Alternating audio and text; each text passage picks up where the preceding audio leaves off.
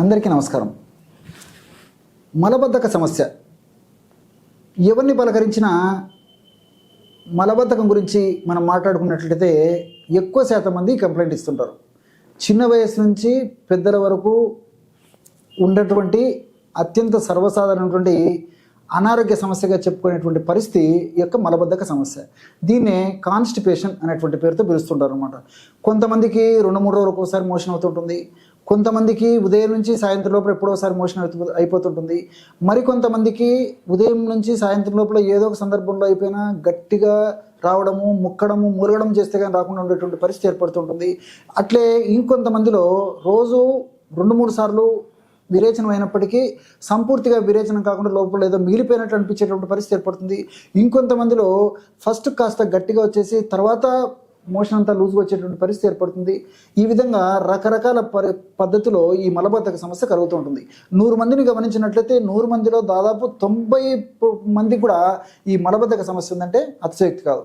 దీనికి అనేక రకాలైన కారణాలు. తీసుకునేటువంటి ఆహార పదార్థాలు, ముఖ్యంగా ఫైబర్ తక్కువ అనేటువంటి ఆహార పదార్థాలు తీసుకోవడము, మానసిక ఒత్తిడి, వేళకు ఆహారం తీసుకోకపోవడము, తగినంత నీరు తీసుకోకపోవడము, fast foods, junk foods, bakery foods ఇలాంటివి ఎక్కువగా తీసుకుంటుండడము, వ్యాయామం లేకపోవడము, ఇలాంటివన్నీ కూడా ప్రత్యక్షంగా పరోక్షంగా మోషన్ ఫ్రీగా కాకపోవడానికి కారణభూతంగా ఉండి మలబద్ధక సమస్య దారి తీసేటువంటి పరిస్థితి ఏర్పడుతుంటుంది అనమాట. దీనికోసం అని చెప్పేసి మరి రకరకాల ప్రయత్నాలు చేస్తుంటారు. ఆధునిక కృత్రిమ రసాయన ఔషధాలు వాడితే కొన్నాళ్ళ పాటు బాగుండి తర్వాత మళ్ళీ వాటికి అలవాటు పడిపోతే అదే డోసు పనిచేయకపోయేటువంటి పరిస్థితి ఏర్పడడం వల్ల మళ్ళీ డోసు పెంచుకోవాల్సిన పరిస్థితి కూడా ఏర్పడుతుంది. కాబట్టి మరి వైద్యులు కూడా తప్పనిసరి పరిస్థితుల్లోనే ఆధునిక కృత్రిమ రసాయన ఔషధాలు మనకి సిఫారసు చేస్తుంటారు. వాటిని కూడా కొన్నాళ్ళ పాటు ఆపేసేసి జీవనశైలి విధానంలో, ఆహార విధానంలో మార్పులు చేసుకోమని చెప్పేసి కూడా మనకు సూచనలు ఇవ్వడం జరుగుతూ ఉంటుందన్నమాట. ఈ నేపథ్యంలో మరి ప్రకృతిలో దొరికేటువంటి ఔషధాలు మనం ఎలా వాడుకోవాలంటే, రోజా పూల పొడి ఒక 100 గ్రాములు తీసుకోండి. రోజా పూలు మనం తెచ్చుకొని శుభ్రంగా చేసేసి నీడలో బాగా ఆరబెట్టేసేసి పౌడర్గా తయారు చేసుకుని వాడితే మరీ మంచిది. లేని పక్షంలో తాజాగా తయారు చేసేటువంటి రోజా పూల పొడి కూడా మనకు మార్కెట్లో దొరుకుతుంది. ఎండించినటువంటి రోజా పూలు కూడా మనకు మార్కెట్లో దొరుకుతాయి. కాబట్టి ప్రామాణిక కంపెనీ వాళ్ళు తయారు చేసేటువంటి అలాంటివి ఏమైనా దొరికేట్లయితే అవి కూడా తెచ్చుకొని వాడుకోండి. 100 గ్రాములు రోజా పూల పొడిలో ఒక 50 గ్రాములు కరక్కాయ పెచ్చుల యొక్క చూర్ణం కలిపేసేయాలన్నమాట. కరక్కాయ పెచ్చులు కూడా మనకు మార్కెట్లో దొరుకుతాయి. పెచ్చులు తెచ్చుకొని కాస్త ఎండబెట్టేసేసి చూర్ణంలాగా తయారు చేసుకుని వాడుకోండి. లేదంటే పెచ్చులతో తయారు చేసినటువంటి చూర్ణం కూడా ప్రామాణిక కంపెనీ వాళ్ళు మరి తయారు చేస్తున్నారు కాబట్టి విచారించేసేసి కరక్కాయ పెచ్చుల యొక్క చూర్ణమైనా తెచ్చుకొని వాడుకుంటే సరిపోతుంది.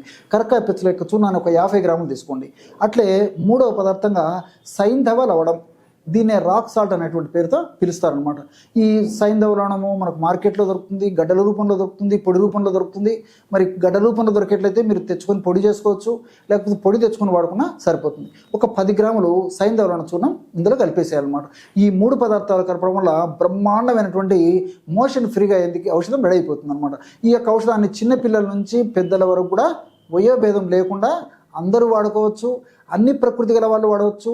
ఇతర వ్యాధులు ఏమన్నా ఉన్నప్పటికీ ఈ యొక్క ఔషధాన్ని వాడుకోవడం వల్ల అన్ని సైడ్ బెనిఫిట్స్ ఉంటాయి, ఎలాంటి సైడ్ ఎఫెక్ట్స్ ఉండవు. మరి పెద్దలు ఏ పద్ధతిలో డోసు వాడుకోవాలంటే, సమస్య తీవ్రంగా ఉంటే రాత్రిపూట 5 గ్రాముల ఈ యొక్క చూర్ణాన్ని కాస్త గోరువెచ్చని నీళ్ళలో కలిపేసి పడుకునేటప్పుడు సేవిస్తూ ఉండాలన్నమాట.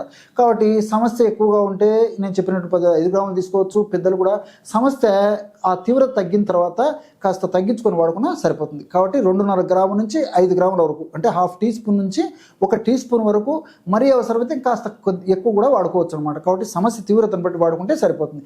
ఈ పద్ధతిలో రాత్రిపూట తీసుకోవడం వల్ల చాలామందిలో మరి వెంటనే నెక్స్ట్ డేకి దాని యొక్క ప్రభావం చూపిస్తుంది అనమాట.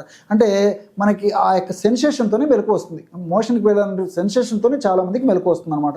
కాబట్టి పెద్దలు ఈ డోస్ వాడితే సరిపోతుంది. మరి చిన్న వయసు ఉన్నటువంటి పిల్లలు, ముఖ్యంగా 5 నెలలు, 6 నెలలు, సంవత్సరం లోపు పిల్లలు అయితే జస్ట్ ఒక పించ్ ఆఫ్ పౌడర్, అంటే ఆ పౌడర్ని ఒక చిట్కా తీసేసుకొని కాస్త రంగరించేసి, పాలతో రంగరించడం కానీ లేకపోతే కాస్త తేనెతో రంగరించి కానీ నాకిచ్చేస్తే సరిపోతుంది అనమాట. కాబట్టి వయస్సు పెరిగే కొద్దీ 2 చిటికలు, 3 చిటికలు, అంటే ఈ విధంగా పట్టుకుంటే చిటిక అని చెప్పాను కదా, ఈ విధంగా వయస్సు పెరిగే కొద్దీ ఆ చిటికలు పెంచుకుంటే సరిపోతుంది అనమాట.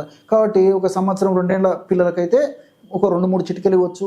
3-4 ఏళ్ళ పిల్లలైతే కానీ 4 చిటికలు 5 చిటికలు కూడా ఇవ్వచ్చు అనమాట. ఈ విధంగా వయస్సును బట్టి ఆ యొక్క డోసును వాడితే సరిపోతుంది. వీళ్ళు కూడా రోజు ఒక్కసారి వాడితే సర్వసాధారణంగా సరిపోతుంది అనమాట. ఈ విధంగా క్రమం తప్పకుండా వాడుకోవడం వల్ల చాలా సమర్థవంతమైనటువంటి ఫలితాలు కలిగేటువంటి పరిస్థితి ఏర్పడుతుంది. ఆయుర్వేద, గిరిజన మూలిక మరియు పారంపర వైద్యం చేసే ప్రతి ఒక్కరూ మా ఛానల్ ద్వారా మీ విద్యను ప్రజలకు తెలపాలనుకుంటే మా నంబర్కి కాల్ లేదా వాట్సాప్ చేయండి. మీ దగ్గర ఉన్న ఆయుర్వేద మరియు హెర్బల్ ప్రొడక్ట్స్లను మా ఛానల్ ద్వారా ప్రజల్లోకి తీసుకువెళ్తాం. వీడియో కనుక మీకు నచ్చినట్లయితే లైక్ చేయండి, షేర్ చేయండి. మరిన్ని వీడియోస్ కోసం మా ఛానల్ని సబ్స్క్రైబ్ చేయండి. మీ అభిప్రాయాలు మాకు కామెంట్స్ రూపంలో చెప్పండి. మరిన్ని వీడియోస్ కోసం మా ఛానల్ని సబ్స్క్రైబ్ చేయండి.